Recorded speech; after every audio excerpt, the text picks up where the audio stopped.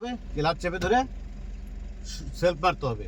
Start আছে করেন। আচ্ছা স্টার্ট করছেন, এখন গিয়ার লাগাইতে হবে। গিয়ার লাগাইতে হলে আগে ক্লাচটা ফুললি প্রেস করতে হবে এবং এখানে হাত দেন।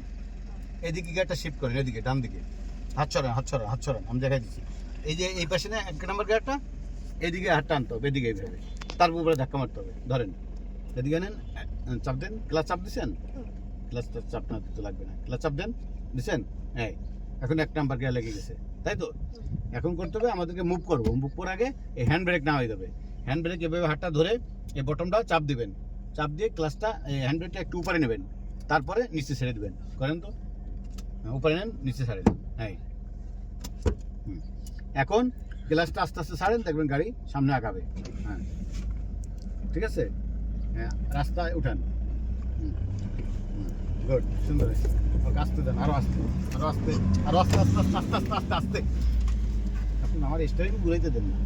এটা ভিডিও কাটিয়ে দেন।